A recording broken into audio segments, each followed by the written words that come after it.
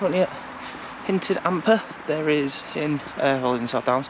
There's a historical event going on today. A few role players, musket firing, all that good stuff. Right bit of me. I'm an absolute loser. Yeah, it's Sunday, 14th. Look forward to it. Just a few hours out before I go back and knuckle down on some more revision for work. So far it's really nice. A bit overgrown in places, but always encourages the wildlife. You know, nettles as tall as me. Lovely trees. Yeah, look forward to it. The park, like a mile down the road though, as there is no parking elsewhere. So this is just in the gardens of this place. It turns out that they're doing a battle reenactment today, the Battle of Sheraton. I'm not too sure what that is, I'll do some research. And they've got a camp set up in the courtyard. But this place is originally inherited by a guy by the name of, what the name is it? There it is. Rudolph Dutton. Ralph Dutton, 8th Lord of Sherborne. Inherited in 1935, so by creating a historic division. So all these gardens here are massive. Smell something cooking. Smells good. Sorry about the backwards and forwards, I'm a little confused. Shop Cafe. The Battle of Sheraton was fought in 1644 in this area, and it was the first parliamentary victory of the English Civil War, which kind of makes a lot of sense, really. I'm going to go back there in a bit and do some more videoing if I can. Hopefully I'll get there. There's a reenactment of the Battle of 1400 today, so oh bloody hell, my favourite got nuts. I'll try and get some more video footage of that, because I think that will be pretty cool, to be honest. So far though, it's a lovely garden. I'll get a camera around here in a bit.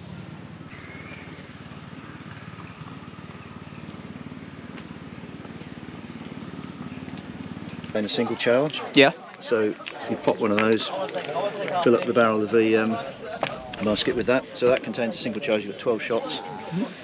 This is a matchlock musket. Right. And it's an amazing piece of very, very basic technology. It's fired using, this is match cord.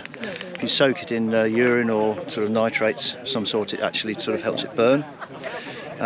What you basically do is, from a powder flask like this one, we would make a measure of charge by putting your thumb on the end of that, shaking that, and that will give you a measure of the charge. Part of it goes in, part of the charge would go in there. Cover it up there. If you look very closely, there's a little hole there, which is a touch hole, and this is a pan. You've probably heard the phrase "flash in a pan." Yeah. Yeah. That means when this goes off and the charge doesn't. Okay. Because it's a frequent happening. Right. Tip some charge in there. Prime that, and then up again. What you then do, pop the top of one of these things, pour it down there, grab some wadding, which you normally store somewhere, shove it down there, then get the musket ball, which you have upon your person, shove it down there. That's quite a big musket ball.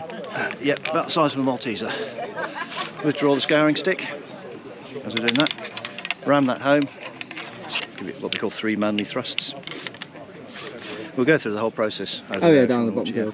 Right, then one mounts one's match, this in there, checks to see if it'll actually go. There, put your finger on that, because otherwise you drop it, because when this fires it actually flashes like that and it often blows the match out of the thing. Come to fire it, pull it up, open your pan, check your scouring stick and make sure you still haven't left it in the barrel, which is quite common. Squeeze that, and that basically dips the lighted sash cord or the lighted match into the gunpowder. That burns. Gunpowder's a low explosive, it burns quite slowly as far as explosive is concerned. Flash goes through the hole, ignites the main charge, fires the ball out the end. Oh, wow, that's fantastic. Yep, and that's basically it. How fast would a trained person be able to do that? You hear the stories, don't you, like 2 rounds a minute? That would be the Napoleonic ones, which they've got. They normally have flintlocks and things like that, which you don't bother the match. They probably had measured cartridges as well. So you take a cartridge out, bite the end off, prime it with a bit of the cartridge, then shove the whole thing down there, spit the musket ball down, ram it home. They could do 3 rounds a minute. I think you'd be lucky if you get 1 to 2 out of this. I see you've also got a sword there as well. Why would you need a sword? Because this only fires 1 shot. And you turn to a pretty nasty melee very quickly. Yeah, could do. Yeah. it could do. Oh, so you're not wearing much armour? In fact, you're wearing literally no armour. Little point. A musket ball will go through armour. But your average musketeer wasn't a rich person. And armour was very, very expensive. Oh, right, that makes sense. Yeah. Sounds like the cavalry had the armour then. They did, yeah, but by the end of the Civil War, nobody wore any armour. Oh. Because the musket balls and pistol balls would penetrate it. So, you know, it's just dead weight to carry around, really. A good thick buff coat will prevent sword cuts. Okay. But at the end of the day, when there's cannons and musket balls and things flying around the battlefield, that's not really going to help you very much. Cannon versus a thick jacket ain't really going to... Yeah, I see where you're coming from. Thick leather thing, sort of like this, but several layers. All right. Well, thank you very much, Simon. Okay.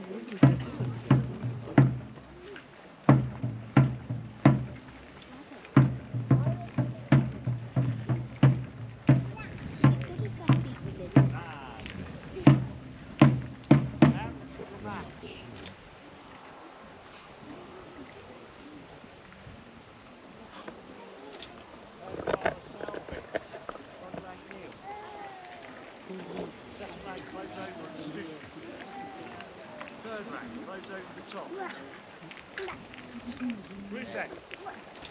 Check your scarring stick. Prepare to fire. Give. Fire.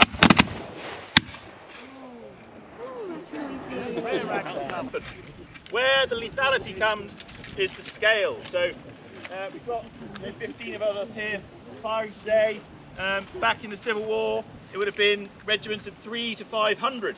And you can imagine that when all of those muskets go off, the wall of lead that gets flung down range is going to cause some damage.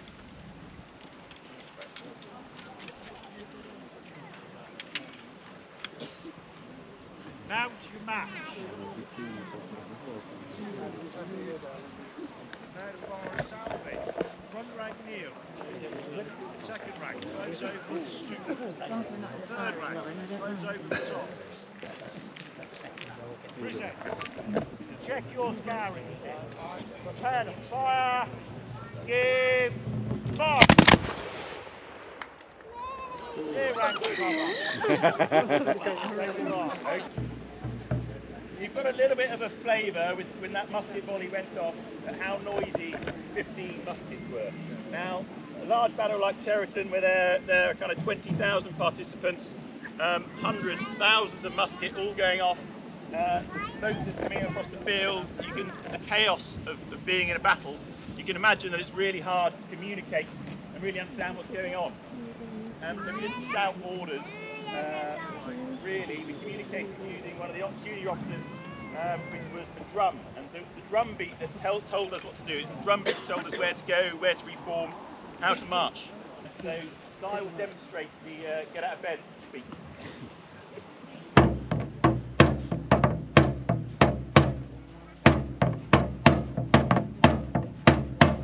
Up and disrupted as it's fighting and engaging the enemy. So we need a call that reforms the unit again so that we can go in and engage. So the reform beat sounds like this.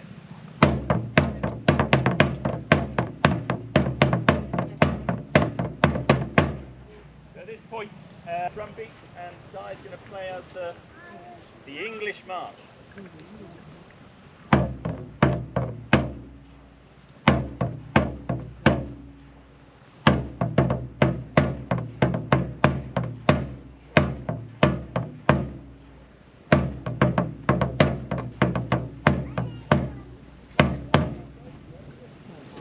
Thank you very much, Di.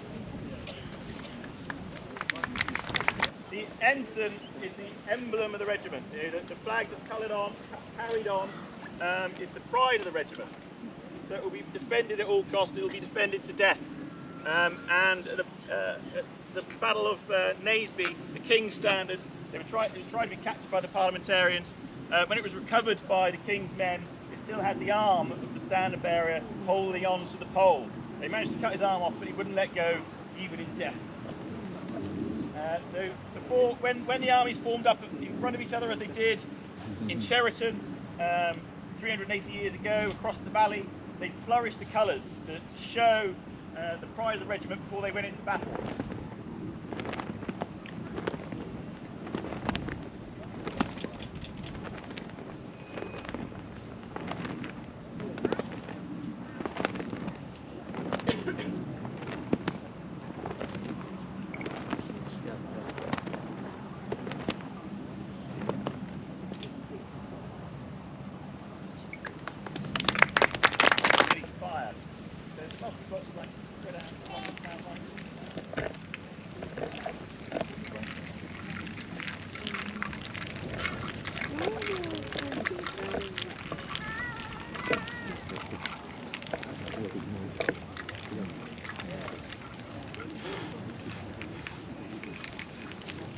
Now there are varying accounts on how many commands it takes to load one of these muskets. I've seen 20, 30, 40. We're going to go through the kind of shorter 20 commands here. There's so many I've had to write them down because I can't remember them all.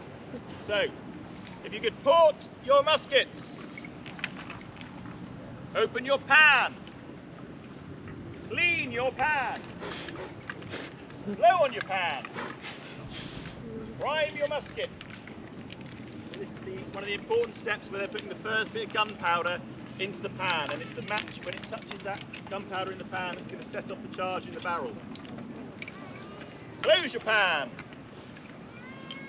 Cast about your piece. Charge your musket. So this is the main charge, it's the main amount of gunpowder that's going into the gun now that's going to send that musket ball flying down range. Load your ball. Wad your musket. Another really important step is to put some wadding down to compress the gunpowder and make sure it stays compressed and goes off in a nice clean fire. Draw forth your scouring stick. Halve your scouring stick. Reverse your scouring stick. And ram your musket. Withdraw your scouring stick. Reverse your scouring stick. Replace your scouring stick. And port your musket. Use your left hand about face. Mount your match.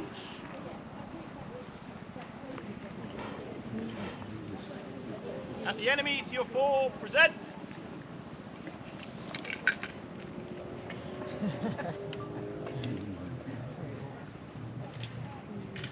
Prepare to give fire. Check your scouring sticks. Give fire.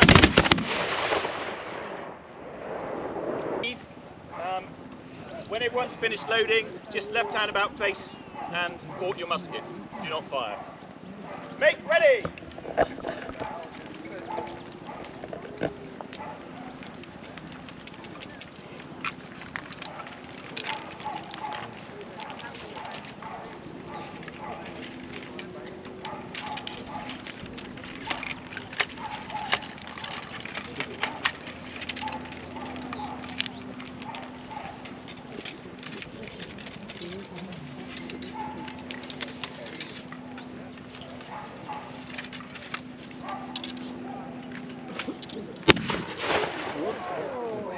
Easy, we're not firing yet, Andy.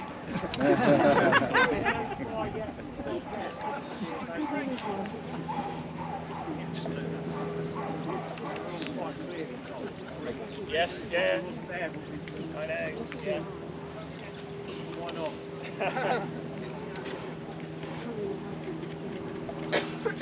Mount your match.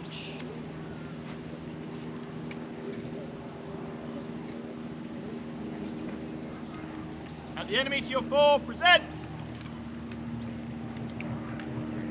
Prepare to give fire! Check your scouring sticks! Give fire! Firing than others.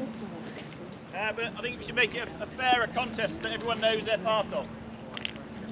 Okay, so we're going to make ready, and whenever you're ready, please fire. Make ready! Make sure you ram, make sure you won, make sure you mount your match.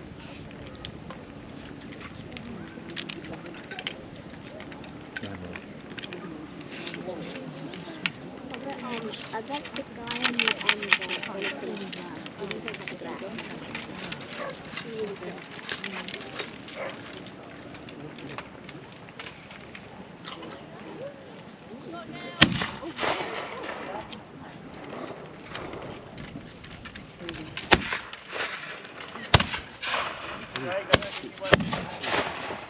Match again, retry.